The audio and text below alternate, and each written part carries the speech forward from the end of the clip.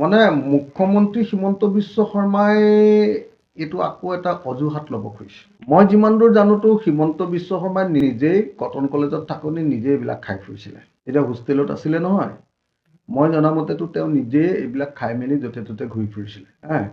তেতিয়া তেওঁ খুব বিপ্লৱী আছিলে নহয়। এতিয়া এনেকুৱা হৈ গৈছে যে কোনো সংখ্যালঘু মানুহ, মুছলমান মানুহ বা অন্য জাতিৰ মানুহে অসমত গো মাংস খাব নোৱাৰে। তাৰ কাৰণে গো সুৰক্ষা আইন তেওঁলোকে আনিছে।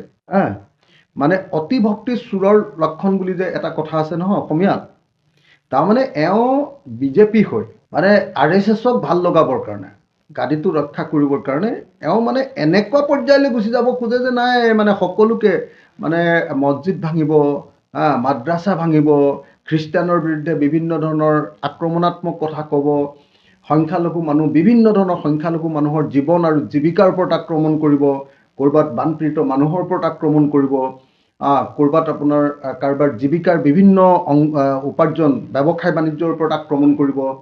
তো এনেকৈ আমি দেখিছোঁ যে বুলডোজাৰ চলাব, এনেকুৱা ধৰণৰ বিভিন্ন ধৰণৰ জনগণ বিৰোধী কাম কাজেৰে হিমন্ত বিশ্ব শৰ্মাই এনেকুৱা ধৰণৰ কাম কৰে। আজি এই প্ৰসংগটো ওলালে ক'ৰ পৰা? এই প্ৰসংগটো ওলালে যে এইবাৰ চামগুৰি বিধানসভা সমষ্টিৰ গৰু কাটি গৰুৰ মাংসৰে ভোজ খোৱা বুলি MP আমাৰ সাংসদ ৰকিবুল হুছেইন ডাঙৰীয়াই বিজেপিৰ বিৰুদ্ধে অভিযোগ উত্থাপন কৰিছে। সেই অভিযোগ উত্থাপন কৰাৰ পাছত ক'ব লাগিছিলে হিমন্ত বিশ্ব শৰ্মাই যে নাই আমিতো গৰু মাংস খোৱা নাই। হিমন্ত বিশ্ব শৰ্মাই জানে যে প্ৰমাণ আছে হাতত, সেইকাৰণে কথাটো ক'ব নোৱাৰে। উল্টাই তেওঁ কি ব্লেকমেইল কৰিছে উল্টাকে।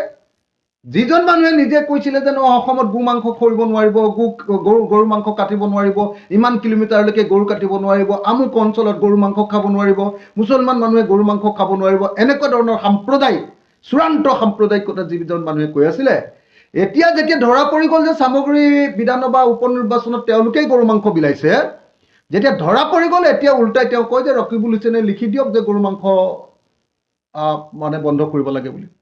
ৰকিবুল হুছেইনেতো গৰু মাংস বন্ধ কৰিবলৈ কোৱাই নাই। মানে যিবিলাক মানুহে লোকৰ খাদ্যভাসৰ ওপৰত আক্ৰমণ কৰে সেই মানুহবিলাকক ফেচিষ্ট বুলি কয়, সেই মানুহবিলাকক সাম্প্ৰদায়িক বুলি কয়, সেই মানুহবিলাকক বৰ্ণবাদী বুলি কয়, সেই মানুহবিলাকক অগণতান্ত্ৰিক বুলি কয়। আৰু আমাৰ অসমৰ বিজেপি চৰকাৰখনে সেই অগণতান্ত্ৰিক কামবিলাক কৰি আছে। কোনে কি খাব, কোনে কি কৰিব। আপুনি দেখিছেনে যে গো সুৰক্ষা আইন অনাৰ পাছত কি হ'ল? যদিও বাহিৰত দেখুৱাইছে যে এইটো মুছলমান মানুহক আমি মাংস খোৱাবৰ কাৰণে, গৰু কটাটো বন্ধ কৰাবৰ কাৰণে এই কাম কৰিছোঁ, কিন্তু সেইটোতো হোৱা নাই।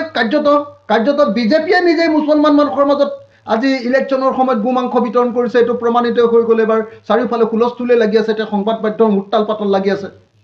কিন্তু গো মাংস বন্ধ কৰোৱাৰ নামত যি ডাঙৰ চিণ্ডিকেট আৰম্ভ কৰিলে অসমত, আগতে এজন খেতিয়কে যি হাল গৰুত 55,000 টকা পায়, এতিয়া সেই হাল গৰুত এজন খেতিয়কে 40,000 বা 35,000 টকাহে পায়। কেলে? কাৰণ গৰু বিক্ৰী কৰাটো ইমান অসুবিধাজনক কৰি দিলে, এনেকুৱা চিণ্ডিকেট লগাই দিলে যে এখন গৰুৰ গাড়ীৰ ওপৰত হিমন্ত বিশ্ব শৰ্মাৰ চৰকাৰখনে ইমান অবৈধ কৰৰ বোজা, চিণ্ডিকেটৰ বোজা জাপি দিলে যে এতিয়া গৰু বিক্ৰী কৰাটো, গৰু কিনি অনাটো, গৰু বিক্ৰী কৰাটো, গৰু সৰবৰাহ কৰাটো অত্যন্ত কষ্টকৰ হৈ গ'ল। তাৰ ফলস্বৰূপে কি হৈ গ'ল? খেতিয়কজনৰ গৰুৰ দাম কমি গ'ল। যিজনে বিক্ৰী কৰে খেতিয়কজনে কম দাম পায়, 55,000 পোৱাজনে 40,000 পায়। কিন্তু গৰুটো বিক্ৰী কৰাৰ সময়ত দাম বহুত বাঢ়ি গ'ল, কাৰণ মাজত বহুত এতিয়া